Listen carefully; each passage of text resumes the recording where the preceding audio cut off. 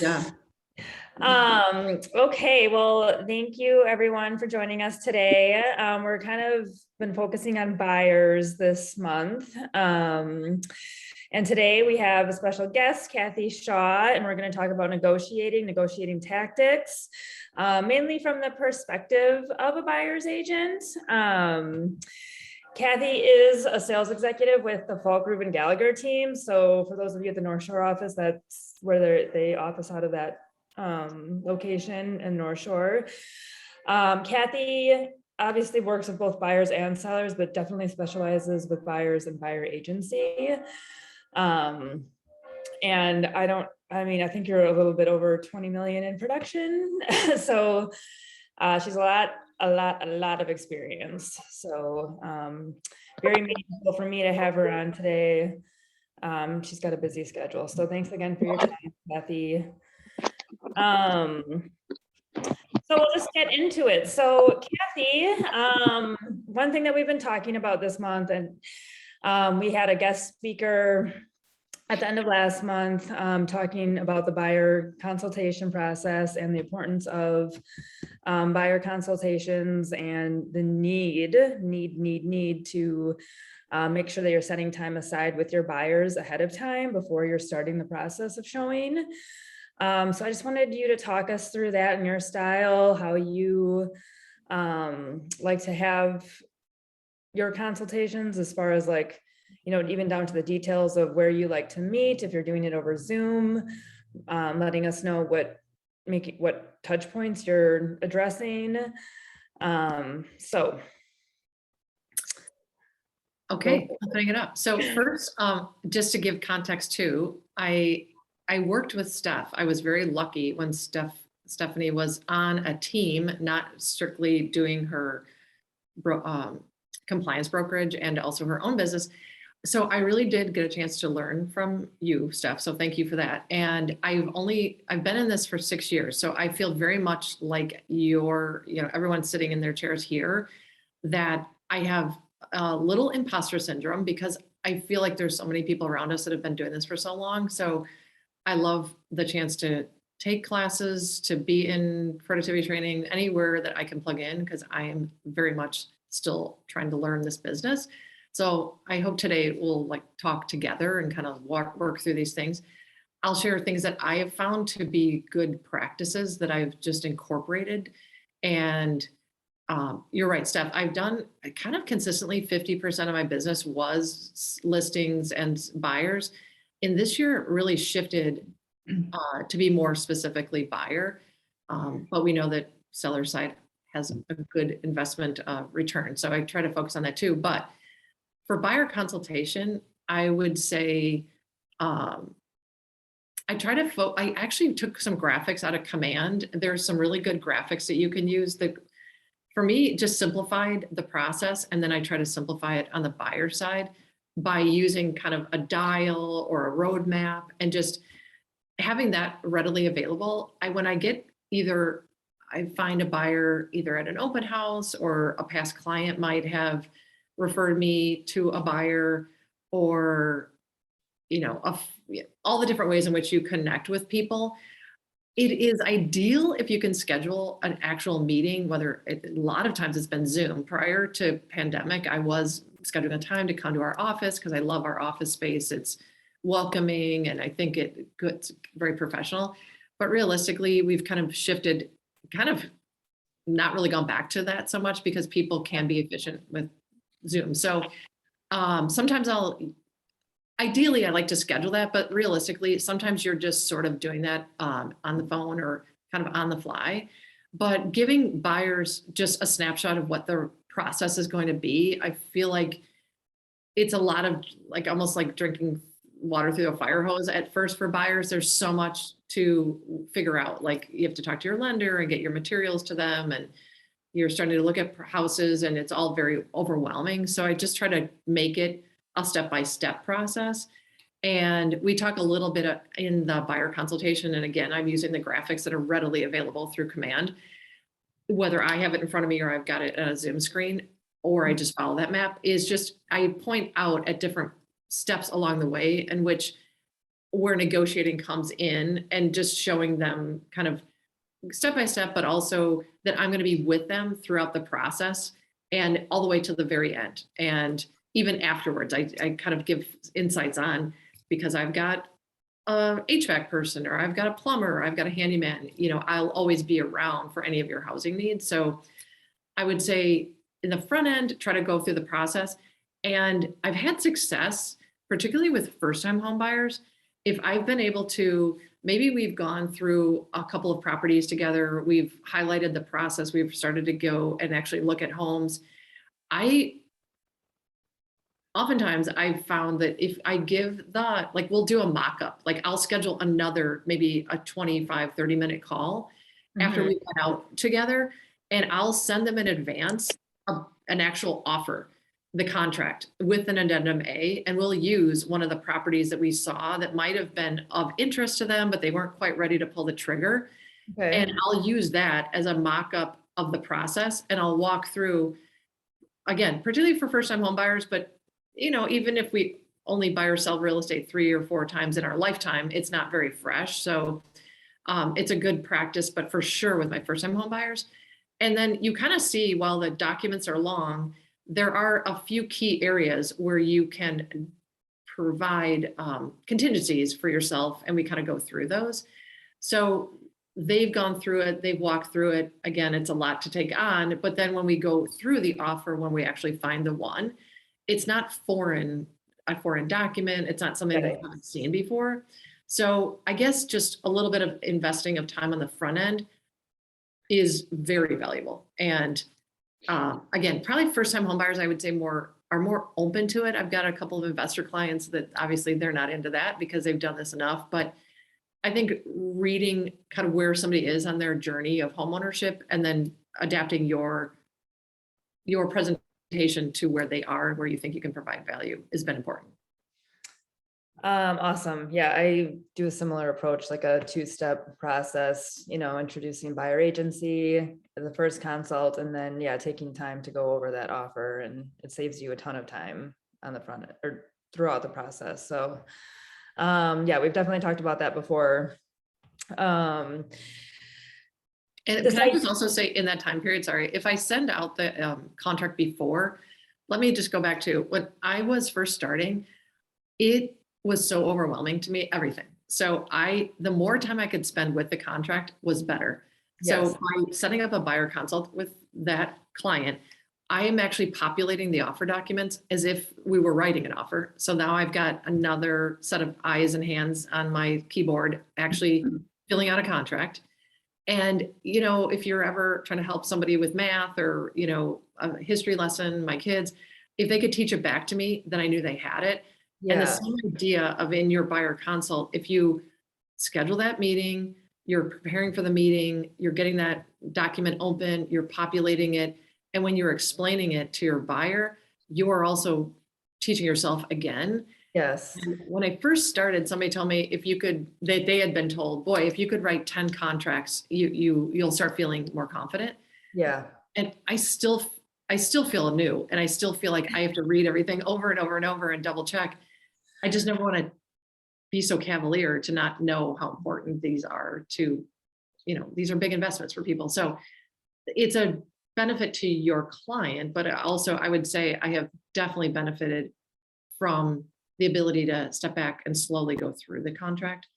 And before I could even be comfortable doing that, I was sitting down, and Steph, you'll remember, I went through the buyer agency agreement, line by line, every Friday with you, and trying to understand the objection handlers, and I would go through the contract. So I guess just on the front end of all of what we do, trying to understand the contract and know it. And I always admire, if I will talk to like a Stephanie Minnick, she'll say, oh yeah, lines 222 to 225 say, I'm like, oh my God, how do you know that? But, I aspire for that. But in the end, I guess I will say, on top of everything we're doing, just getting into those documents, there aren't a lot of them, but the ones we use a lot. And I think you just get more confident using them. Yeah. One thing I wanted to speak to, and this doesn't necessarily have to be revealed during a buyer consultation, but just like as you're out with buyers, like this idea of like the need to negotiate with your own client just as much as you need to negotiate with your with the other co-broke agent or the agent on the other side. I mean, have you ever had a client who, they just had this story in their head or this, the stance on how the offer process goes and the way that an offer needs to be written, and you've had to like kind of work your way through them and negotiate with them and like right sizing expectations and just educating them on market now, and having challenges with trying to get them to see how things need to be written in this market. Probably. Yeah. It's always a fine line. I think that I want to share my experience to give them the best opportunity for success. But at the same time, I know that clients are in charge of their process as far as making decisions. And I want to give my clients, both buyers or sellers, all the information that I can. I can give them the consequences of maybe different routes, but then I do allow them to make that decision, because ultimately, I don't know, it's just such an important decision, whether it's the offer price, because every buyer asks, well, what do you think I should offer? What should be the price? Yeah. I almost never give them, I almost never give a price. I will say kind of a range. I'll say, ultimately, you're the person that will determine the value. I don't know. It feels risky to tell somebody what to do, but I do try to give context. So, in our current market, I think we've gotten into a situation where we could do inspections again, or we could let the appraisals kind of play out as they should. In the pandemic market, which was pre-May, I feel like we were giving up so many things. And so I think buyers are still coming, and I would toss it back to you guys if you're experiencing this, but I think buyers are still coming with the mindset that it's competitive. They say overbid, but they maybe have to pay a price that's over the list price. I think there is still that mindset. And I think I don't discourage that, because I think it is still an inventory deficit. We have more buyers than houses in almost every category nationally. So it's the right mindset, but I think also just giving a little more context on buyer activity, maybe at that price point, and things like inspections or appraisal. I try to give context so that they can see maybe things that are important that they could give up on, or maybe things that they shouldn't. And I think buyers do have opinions on that too. So I guess I think you're always trying to give the right information, giving them then what the consequences of either route would be, but ultimately allowing them the space and the time to make that decision. And then I think trying to give them the best information, but ultimately it is their choice. Yeah. Well, then too, if it's a situation where you could kind of maybe not agree with what the decision that they've made, but they'll always you just have to learn by experiencing the consequences, right? So one thing that when I'm getting phone calls from agents and they're in the midst of negotiations, and they will talk to me about what they think is the right price or what they think is the right path or things like that, and they're trying to manage the transaction so carefully, and I always sort of step them back and say, what does your client want? And a lot of times it's amazing. The agent is going, oh yeah, right. But you have to, instead of taking total control over the path of the transaction, what does your client want? Yeah. That's such an important emphasis. And I find myself struggling with that, because you feel like you've seen more than your client. Yeah. And you maybe are reading the situation in a way, and you're more protective often than over certain things than a buyer would, because they're not in the space all the time. And I have had to dial that back sometimes, because something that might be important to me, because I've seen enough of the other, like an inspection item or they don't have, maybe they don't have that same concern, or, they're willing to concede on certain things. And I think at the end of the day, yes, I think ultimately we're guiding them and giving them all their best practices and information. But yeah, and it can be, you get tied up into the negotiation with the other side and the personality of the co-broke. And so you can kind of lose a little bit of that perspective. So it is good to check yourself. Very important.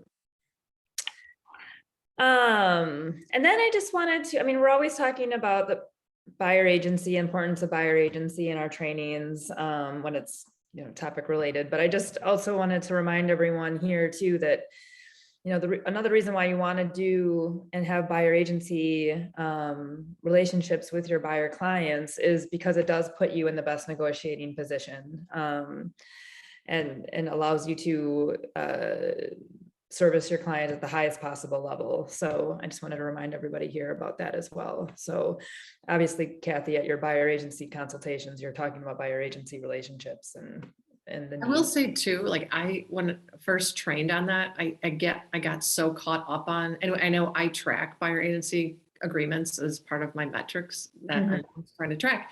But initially I thought it had to be a certain way. And I just wanted to share, like, I don't know if this is fully endorsed, but I'd rather date a little bit before I make somebody sign that, because I might not want to work with a buyer, or they might not find my style to be the best for them.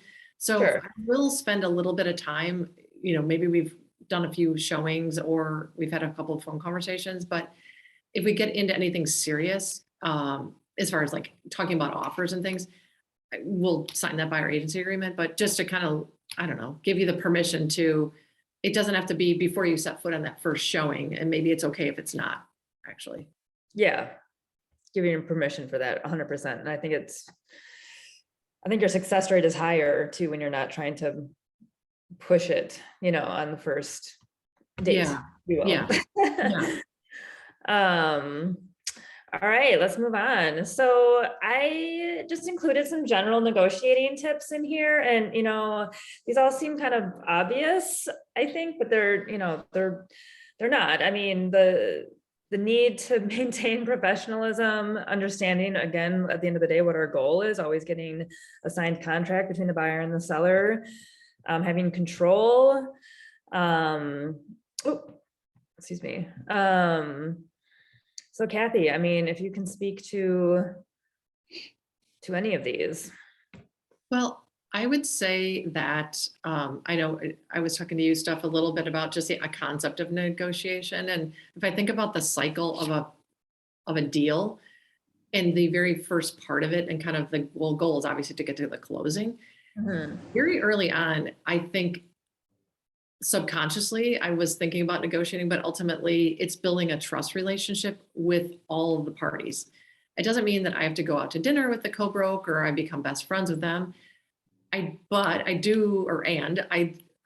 like to establish rapport, and that idea of like the win-win or no deal, a Keller Williams tenant, is totally resonates with me, which is, I don't think real estate or life is a zero-sum game. Somebody doesn't have to lose for you to win. Right. And I really firmly believe that. So it's not like I'm just trying to say that because it sounds right. If I do truly believe it, I know I operate with that mindset. And if I go into from the very first part of a deal, which is maybe the first showing at a property, I might not call that agent the first showing because I've got maybe 6 or 7 showings, on a day with that buyer, but now we are getting to the point where that one property is of interest. I will call just to follow up to learn any other insights, just partially because I want to tell my client more about the property to inform their thinking on a potential offer.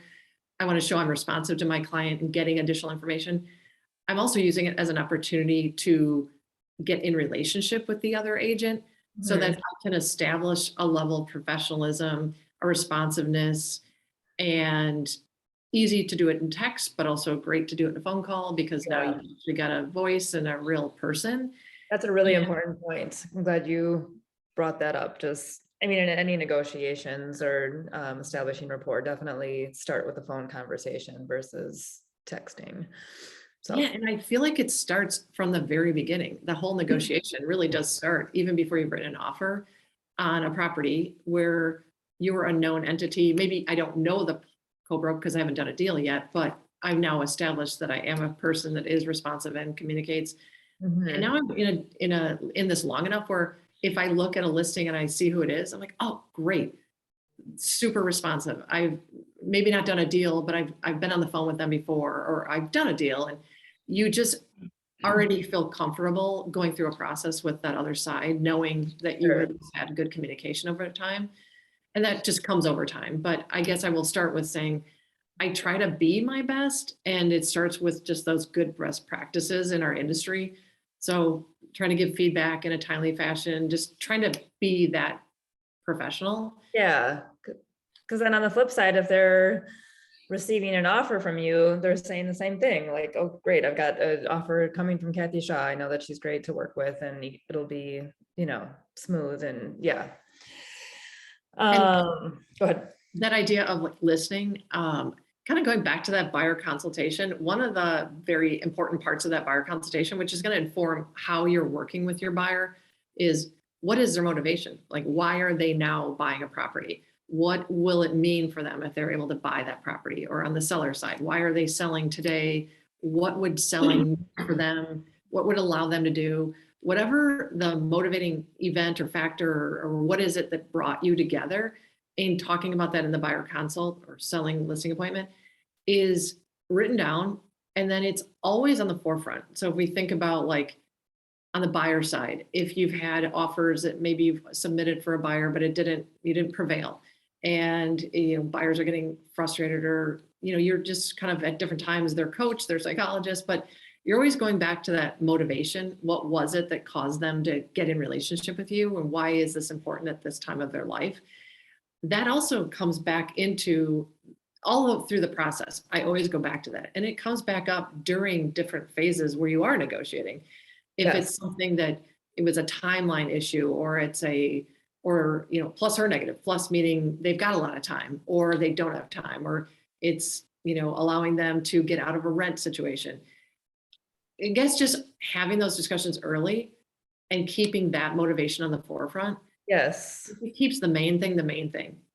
Because when you're in the transaction, you get so caught up. You and your client can get very caught up in the process and the details of it. So just what is the motivation? What is the main thing? Keep that the main thing all the way along.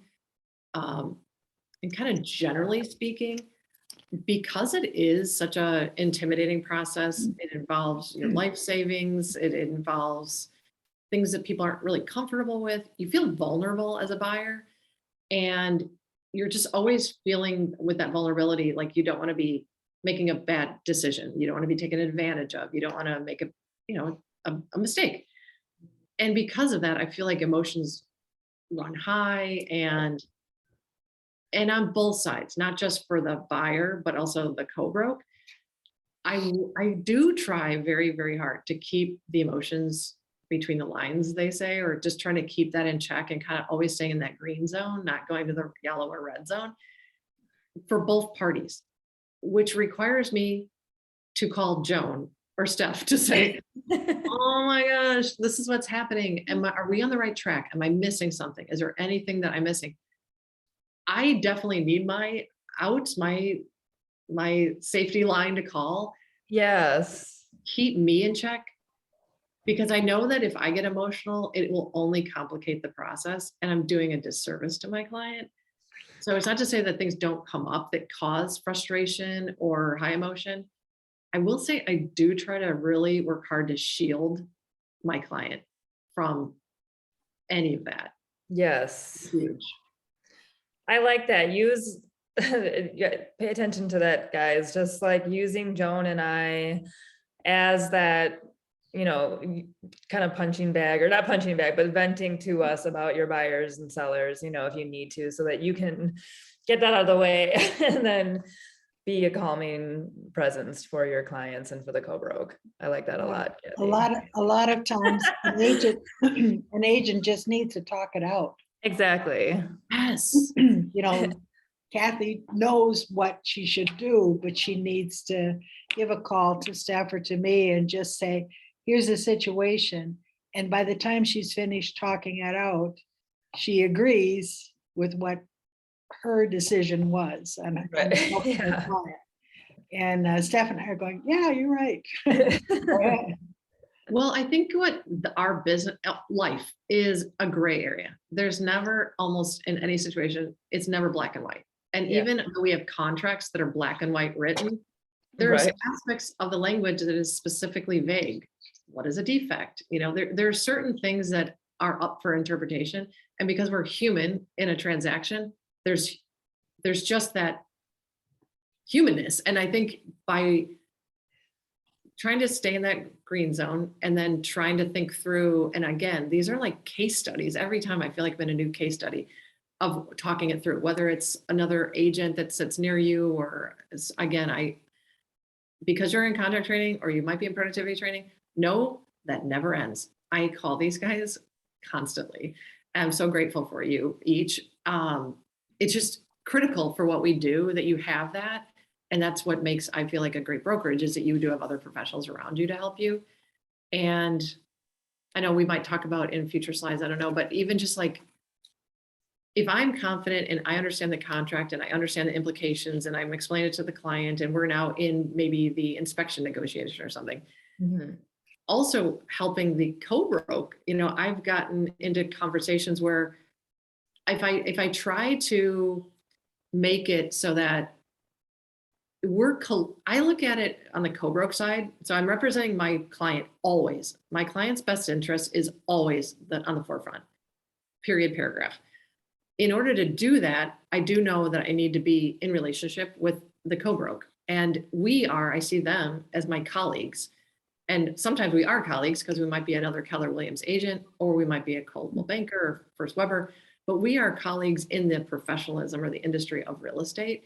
So I do always want to work with that other side and try to build relationship with them, like we said, but also understanding they're in a tough spot. They also have a client that they're representing. And sometimes I literally will say, particularly in the negotiating of the inspection, look, you have a seller that wants to sell. I have a buyer that wants to buy.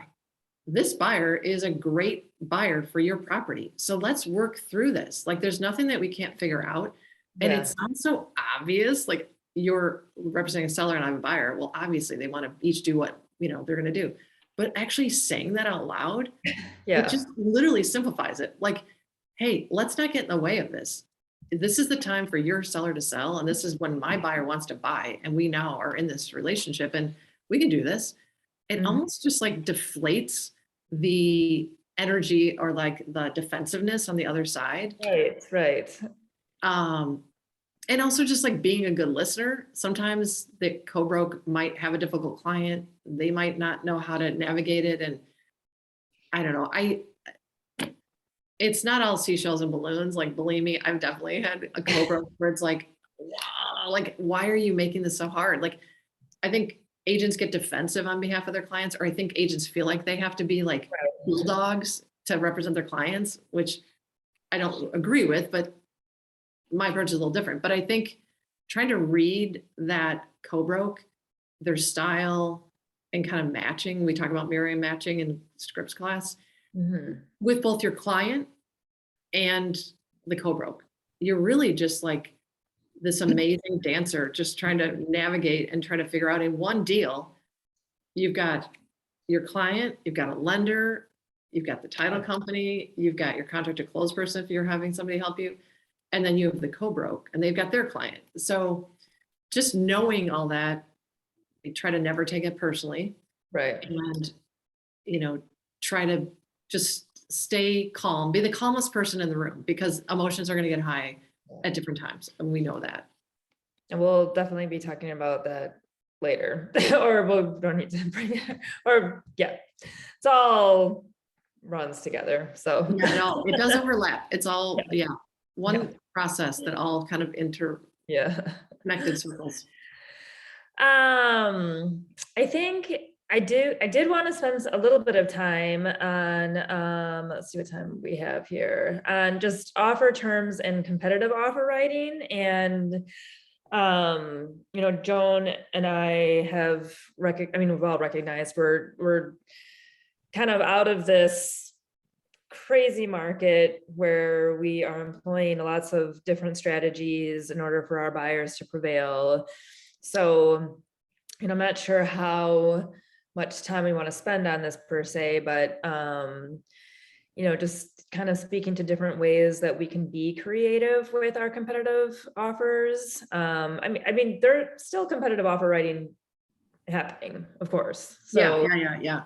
I know when we were talking before, Cathy, I think the first question is if you feel the need to be creative in offer writing, and creative with the different contingencies, the first question might be to ask yourself, like, do we need to be now? Yeah. So it's like case by case now. I think the norm was, in spring that, pulling out all of the stops, right? Now I think we can look at each situation much more carefully and decide, and be a little bit more thoughtful in what we might need to do insofar as writing creatively for our buyers in order for them to prevail. So I guess I just would love to hear what you are seeing in the market right now. What strategies you think are still, or maybe that you still are your go-tos first. Yeah. Well, I think that we know that it's a different market than it was like the March, April, May. I feel like literally almost like Memorial Day, it shifted, like it was almost like a drop. Yes. Having said that, if you are in the Tuesday meetings and listening to Charlie and looking at the data, we're still or like the Shift Ahead group on Facebook, we're still in a seller's market. So if you're working with buyers, I think it's still healthy to understand the context in which we're operating, which is there is a deficit of inventory across the country, and certainly we feel it here, of homes for the large number of buyers. We have two giant cohorts of buyers, and millennials and baby boomers, and we are still representing buyers in a competitive environment, and that some of those best practices that we were using in that like hyper competitive like peak market, I don't know they always still apply, but that idea that staying sharp and providing a really compelling offer in a competitive environment, I still try to keep my buyers in that mindset. Mm-hmm. So Okay. Price, obviously, we talk about strategies, looking at comps, looking at as best I can. I try never calling an agent and say, hey, how many, I know Jay talks about this, like they get so frustrated when people just call and say, so do you have any offers or how many offers? Like, I try not to just do that, but like trying to get in relationship or conversations, like to just get some insights on activity. Was it hard to make a showing time appointment? Is there a deadline they're going to be looking at offers? That just, tracking a little bit of that. Sure. Does an escalation clause work? I never just assume yes. I always call the co-broke and say, hey, I'm not sure my client will use this, but they were contemplating, an escalation clause. Would that be something your seller would be open to? And you'll read, Love agents that. tell you right away. I hate those things. Just put their highest and best. Well, it's not really about the seller accepting it. You're just now told the agent doesn't like it. So don't do that. Yes. Or, another agent will say, oh yeah, they get it. They just bought a house and they use that. So they will understand, no problem. So just on price strategy, I guess, try to feel out what tactics you could use. And whenever in that idea of like, we're in a competitive environment, so let's keep that mindset. Something like earnest money in my team, I've written offers against my teammates, and I wrote an offer on Katie Falk's listing about, I don't know, a year or two ago. And she countered me on the only term was earnest money.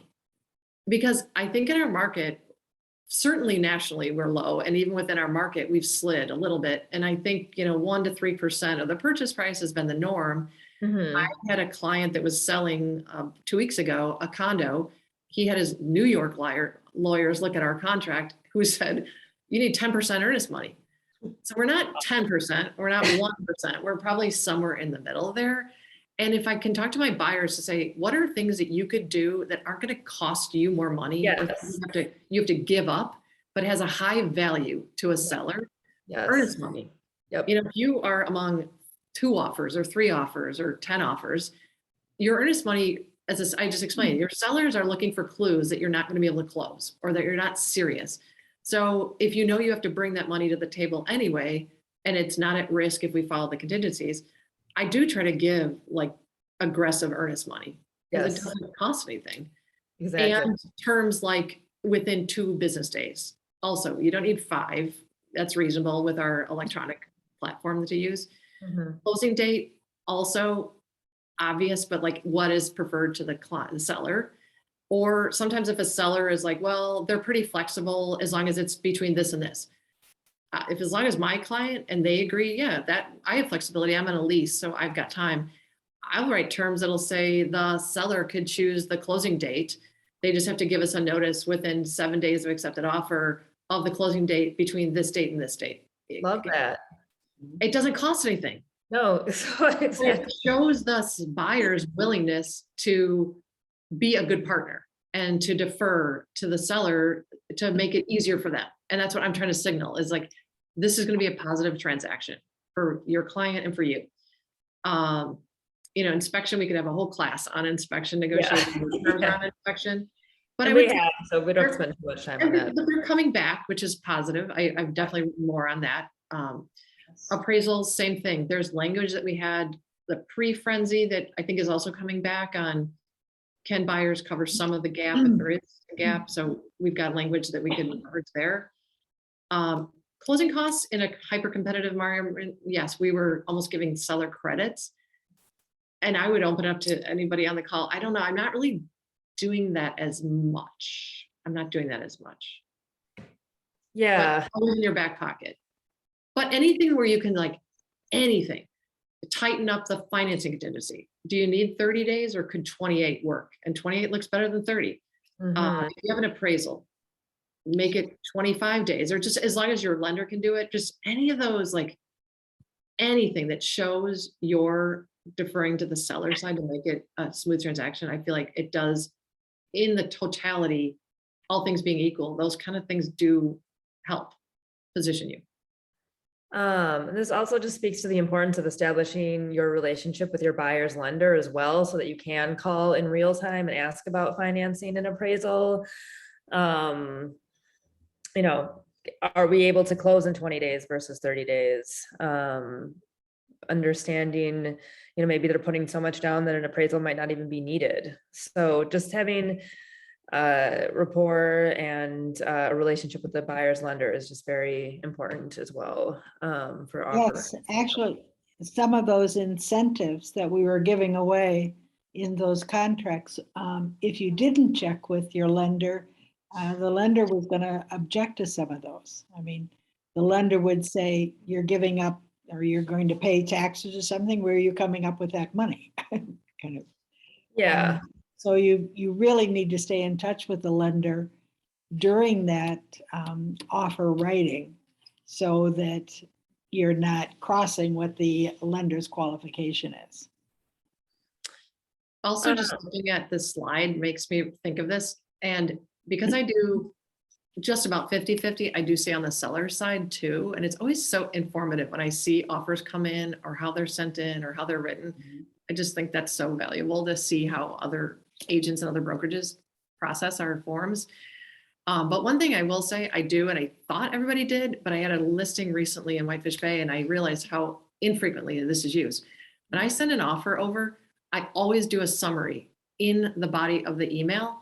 Yes. If you have a seller's agent that is entertaining, calls about the listing, they're talking to their client, they're getting offers sent in, and you're kind of in this period of when a launched property that is compelling to the marketplace, a lot of activity, it's overwhelming for you. And so as a seller's agent, you're just looking for quick data until you can go back and reread it.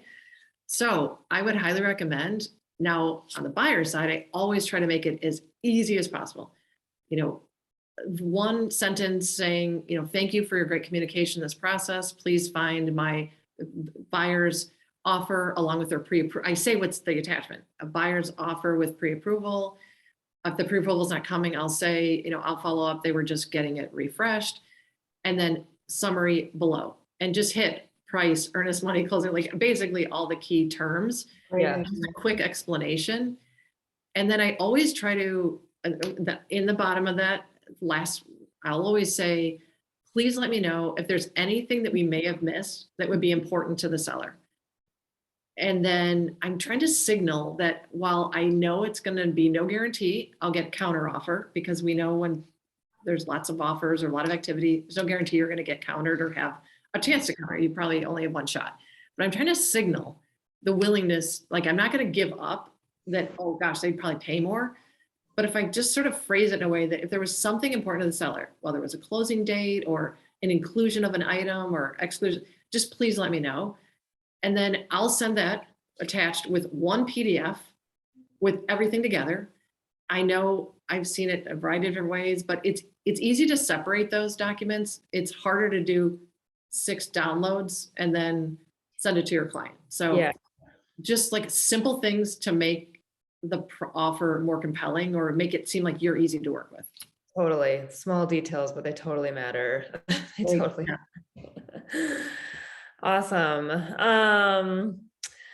Okay, well, so preparing the offer, again, Cathy, we had talked about this idea of negotiating really beginning at showings, how you prepare for your offer. So, gathering comps, looking at tax records, conversations with the listing agent, we've already touched on this quite a bit, but, knowing the agent, knowing the personality that you're working with. Yeah. So anything else that you can expand upon? When it comes to the agent, the listing agent, one thing I will say, I've like, when you were kind of like hold back information or not, like I will generally not say, oh, we're going to submit an offer.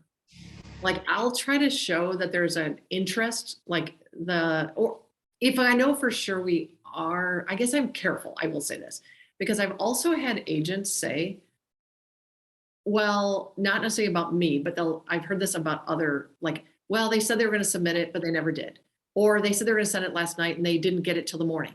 Well, now all of a sudden you're like, you're disappointing somebody. Yes. When the reality is, my goodness, you just got an offer this morning.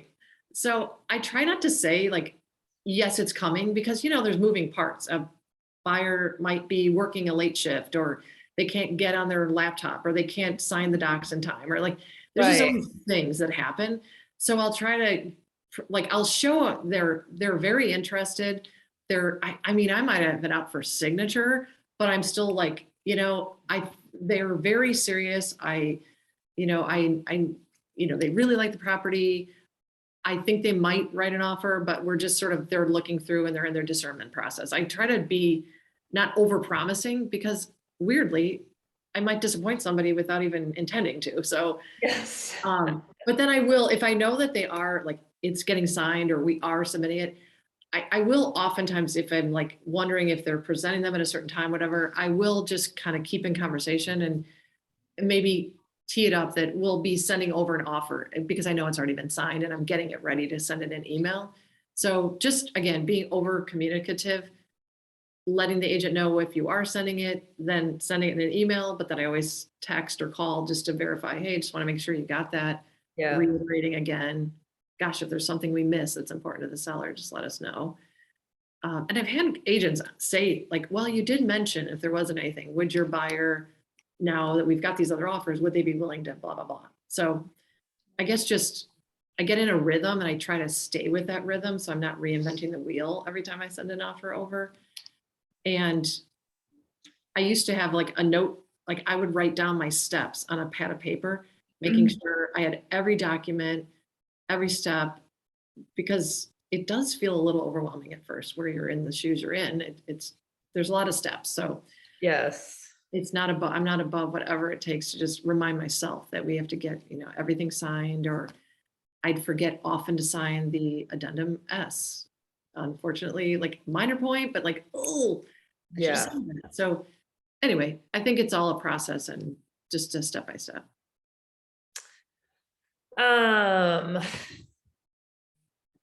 Presenting the offer. I think there's just as much skill with like how you are, once they have the offer, like how you're presenting it to the other side. And we already have, discussed the importance of remaining calm, keeping emotions out of it. This idea of confidence and commitment, just maybe you understand or can sense that the offer that you're writing or have submitted is not as strong as you would like it to be, maybe, knowing what you know about how many offers might be in, or, and just this idea of like your commitment to your buyer to make sure that the other side feels that they have written a strong offer, and you remaining confident, and not swaying from that confidence at all, just in terms of representing your buyer well. So I think we're getting into an interesting time, and I don't know that I have a couple of, I have 2 listings right now. They've got some days on market, and some of the feedback has been on price, at least one of them. So I guess I will say we're probably entering that market where on the buyer side, we might be writing offers on properties that maybe the seller was still feeling like it's a red hot market. I can really push it on price. Now we've got some days on market. I guess I will say, like, in working with the other side, is you're never going to convince a seller to agree with you on price. Like, you're just not going to win that. So I guess try like thinking about when you put maybe an offer that's below list price or negotiating on price. I don't know. I guess just with that mindset of that seller made a decision with their agent and looking at comps, and maybe it was the agent's price or maybe it was the seller's price, but just now I feel like we weren't in that world where we were always just writing over, but I feel like it's moving a little bit where you might have to talk about, not in like an attacking way or trying to be calm and not saying that they were wrong, but just, my buyer has this is the value my buyer has assigned to it because of what it means to them. It's, the school district that it's in, it's the size of the house, it gets them where they would like to be. And they have looked at the comps and, they're confident in their review of the comps, and this is how they came up with the price. Not at all like, well, you are way off, or like, I know we wouldn't be attacking, but just, I guess, nuancing that a little bit, I think, is helpful so that you don't have the other side on the defensive. yes. And maybe again, like the whole coaching your co-broke of giving the explanation so that they can almost serve it right up to the seller to say, in today's market, or this is how the buyer has come to this price. And because when I'm on the seller's, helping the seller evaluate offers, they are asking like, well, what do we know? Or what, like, why that? Or, any insights that you can give that you think would be valuable to soften the offer if it's not at or above list price. I like that idea of like coaching the co-broke, and just another, so important when you're sending offers over, and giving reasons for what an offer might be. I mean, I'm in a transaction right now where the co-broke she'll just like send things over without calling, or, send over an inspection amendment without any context at all, and just that, reminding everyone here that, keeping in constant communication, just so that people aren't in the dark. So, then Even- also, go ahead. No, just in communicating with the co-broke in inspection time period, sometimes I'll give context too. Just again, I find this to be like so common. When you send a text to somebody, don't you just assume a lot of times they're screenshotting that, or I do, or Yeah. text, and then I just know they're forwarding it. So I write it in a way that whomever, if it's a client, that it's written in a way that they could read it and that would be okay. I'd be okay with it. I just assume everybody's sharing what I'm writing. Yeah. Since then, I feel like that is kind of how it works. People do sort of just rebrand what you've just said and put it to their client. Yeah. So if I know that, like on an inspection, I'm trying to think, like on both sides, a buyer seller, like I had an older house that I had a buyer buying, and this is a couple of years ago. And I don't want to give it anything that would be a fair housing violation, of course, But if I would say to somebody, the seller side on this case, these are your perfect buyers. They appreciate the home. They're experienced owners of older homes. They noted the quality of the doorknobs. They're going to steward this house. You're not going to find another buyer that will appreciate and therefore not be nervous about some things about an older house. I try to portray that buyer in a way that the seller could then, the seller agent kind of, okay, that's true. Like this is a giant old house on Humboldt Hill. Like it's like, it's not a first time home buyer house. This is going to be somebody that's going to get to the closing table because they see the value in it and they're not going to be scared away. So I'm just never giving up fair housing things, but just trying to give context so that co-broke can frame it for their client. Or on the seller side, I had a seller that was negotiating an inspection of a home that they were very bullish on the things they knew they did and that they had revealed. And they also were willing to take the risk that if it fell apart, they were able to go back to the market because they'd done some improvements in the interim. And I just stayed really calm. I knew that the buyer's agent in this case had to work with their client to go through all of their expenses. And my client conceded on some things, but not all. And they came back one last time. And I just, again, stayed calm. And they do want to work with your client. They're not trying to play hardball. However, they are willing, if this is not the right fit, they know they could find a buyer in the open marketplace again. So it's not like they're willing to walk away. I want to frame it. They do want to work with your buyer. And therefore, that's why they gave this concession. They don't agree that this is a defect today because it's not based on the definition. And I don't know. So just, I guess, always keeping calm, never taking it personally, and doing what your client said. Like my client said, we are not going to do A, B, and C. We're going to do D, E, and F, but we're not going to do all of it. So anyway, just staying calm. I think at this stage too, it's important that the communication between you and the co-broke is timely. It's in a phone call. And then you back it up with an amendment or whatever the note is. The actual document, the actual position on paper is so informative and is so binding that it makes your argument. But negotiate your argument on the phone with the other agent and then back it up with the document with your clients. Oh, that's such a good point, Joan. I forgot that had to be made because I'm talking about negotiation. You're right. It's less productive if you just send over an amendment blindly. Right. So if we're talking an inspection on the buyer side, I've already given the co-broke the inspection report. I've maybe pulled away from the inspection and said, you know what, looks like there's a couple of things we need some follow-up on. I'll probably be scheduling a chimney contractor and a foundation person just to come take a look at those items, but I'll definitely be in communication with you. Great. Then they can already tell their seller who's displaced for this inspection, looks good, but these are items.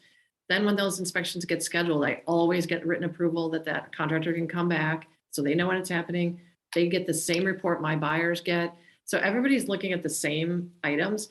And we might even have some verbal negotiation, way more productive than just going through the inspection and sending a piece of paper electronically and blindsiding the other side. And then all of a sudden the seller is completely defensive. It just sets up for not a productive negotiation. I forgot about that. Yes, definitely have conversations before. And then you're really just literally on the phone saying, so you're going to write that, you're going to put that, yep, I'm going to put that in writing. I'll send it over to you. I'll have my people sign it right away. Right. And then there's expediency of it and everybody's had an opportunity to weigh in and way more productive that way. Yeah, there's so many times where a seller will say to you, the listing agent, I would never do that. I won't do that, or the buyer will say, I'm not going to pay for that. I won't do that. But when it comes to talking it out, putting it on amendment, that amendment is put in front of the other person's face, then it makes sense. Then they can see they change their minds from what they said verbally. So talk it out and then confirm it with it in writing. is the strong position. You're right, because you might get to you've walked a certain journey and then you do have to push it over the edge. And there is nothing more compelling than the line that says, buyer hereby waives inspection and testing contingency if seller, blah, blah, blah. If you're on a seller side and you're holding your breath, hoping this is going to close and you can get to that point, that's pretty compelling. Yeah. Well, I think we only have a few minutes left. And this is our last slide for general questions. I think this is just reminders, and that you've already spoke to this, Cathy, about being strong and knowing when to walk away, just that last example from your seller.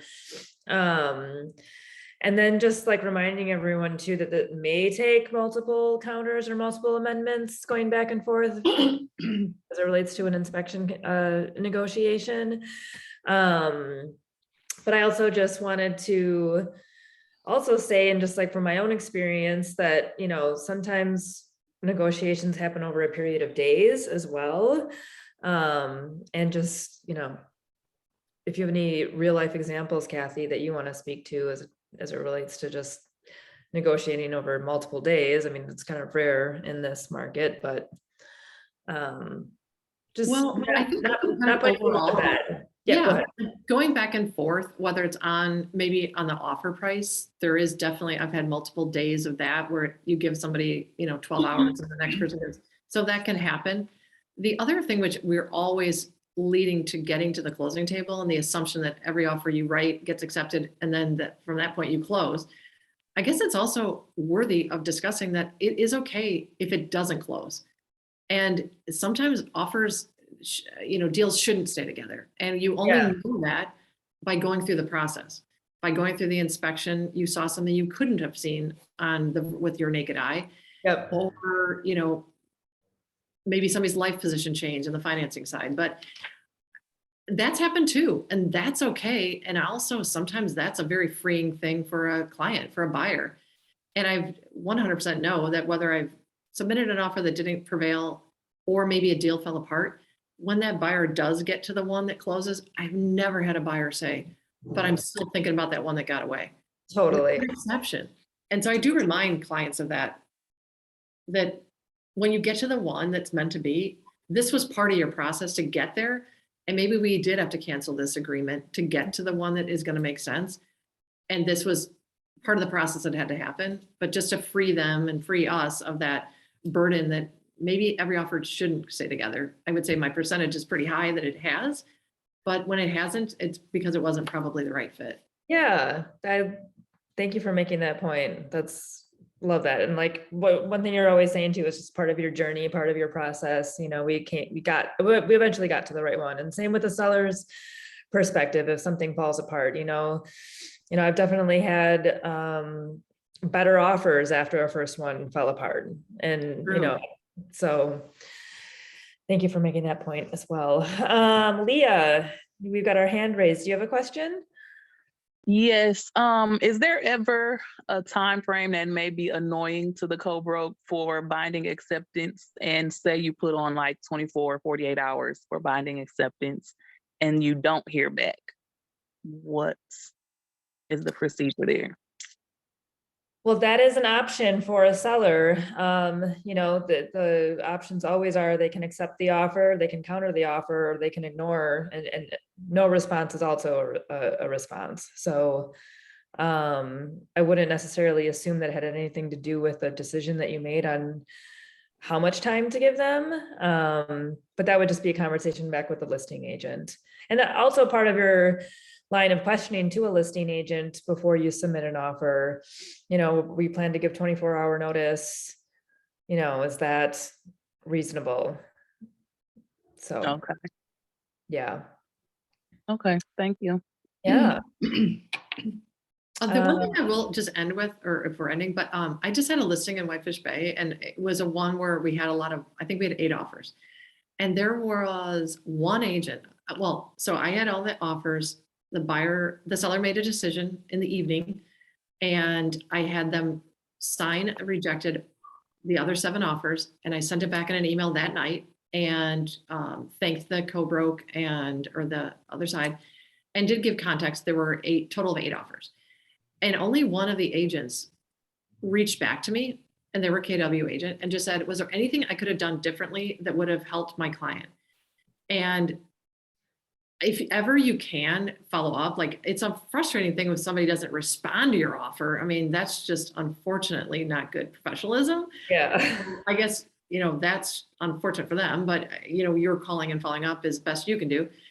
I guess in addition, when you do have the other side, if you don't prevail, it sure is worth your time if you want to call or ask, and varying degrees of responsiveness. But I had talked to Steph, and we talked about it in our team meeting on Wednesday, was what is appropriate that we could share. I wasn't able, obviously, I'm not going to give terms of the accepted offer, but I shared there were 8 offers. I gave the kind of the range of prices. Some people waived in appraisals, some people didn't. I specifically spoke to that offer and said, you have good, strong earnest money.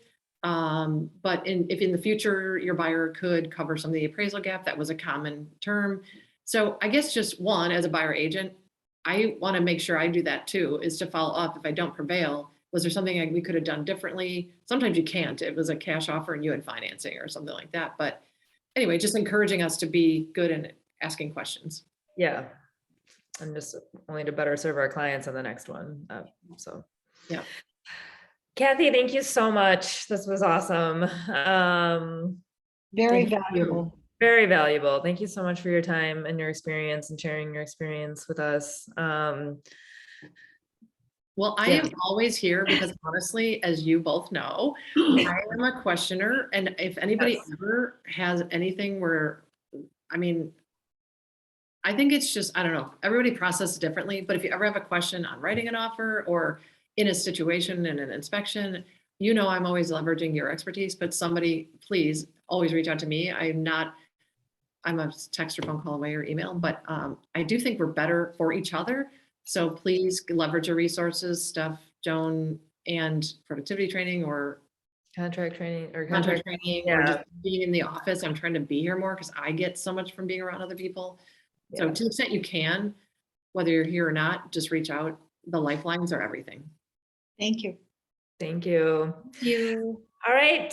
We'll see everyone next Monday. I think we're going to be into October next month, right? So new month. Great. Okay. Have a good day, everybody. Bye-bye. Have a great day. Bye. Bye. Thank you.